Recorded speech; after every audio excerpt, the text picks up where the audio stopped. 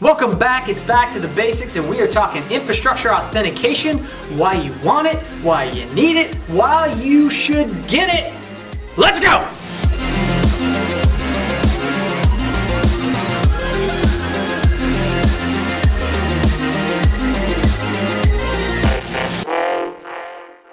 All right, we are back, and we are talking authentication, infrastructure authentication, that is, and it's really AAA. So authorization, authentication, and accounting, or if you wanted to say it in the correct order, it's authentication, authorization, and accounting. Doesn't really matter. It's 3 A's, three things. So why should you use it? Well, you have all these devices. Let's say you have 100 switches. They all have a statically configured username and password, so you can manage them. And let's say you bring in a consultant into your environment and you say, hey, we want you to make some changes to our switches. Now you need to go touch 100 switches and create an account for them to log in. Or you could give them your password and username that you use to manage your environment. Doesn't seem like it makes a whole lot of sense, does it? Well, that's why you leverage AAA.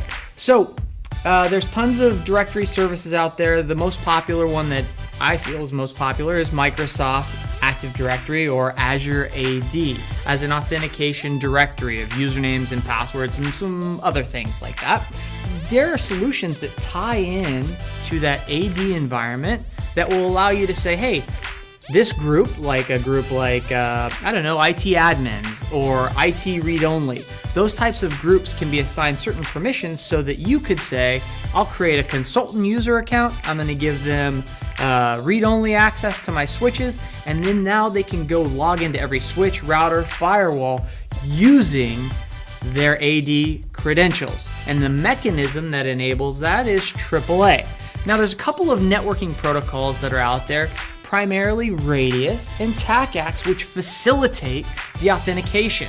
So we're going to talk a little bit about those. So Radius authentication was used back in the day when we were doing dial-up. So dialing into a modem, with a modem dialing up to an ISP. A lot of times it asks you for a username and password. That was using Radius. And Radius stands for Remote Access Dial-Up Service, or I believe. And so that's what it started and what it was for, and it's evolved over time to include things like networking devices and things like that. We've used it for authentication for even servers in some cases. It uses UDP, which is a connectionless protocol, and it started back in 1991. So that's Radius. TACACS, TACACS Plus to be more specific, was developed by Cisco. And they wanted to solve a couple of additional problems like command logging. So if I go into a device and I type a command, you wanted to track this command level logging.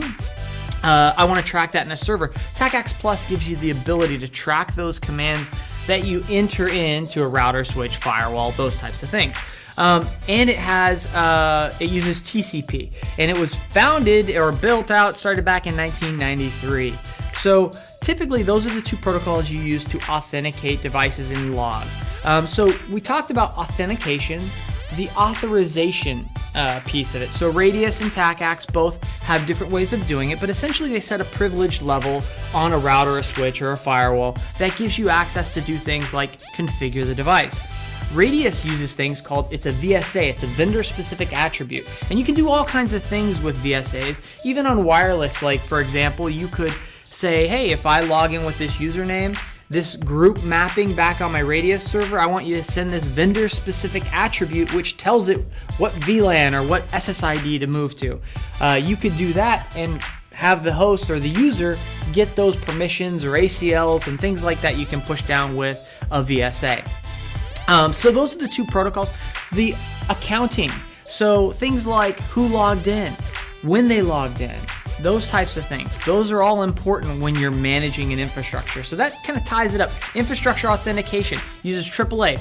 Authentication, authorization, and accounting. Those are the 3 A's. Radius and TACACS, those are the two protocols which facilitate username and password sending to your server, like AD, those types of things, to say this user has access, they're authorized to get on, they can make changes, they can do all your stuff, and you're not managing a bunch of static usernames and passwords, which just seems silly nowadays. If I said anything in here that you're like, hey, give me some more content about that, leave a comment, tweet us, email us, whatever it is, smoke screen. Thanks for watching. subscribe and like. Later.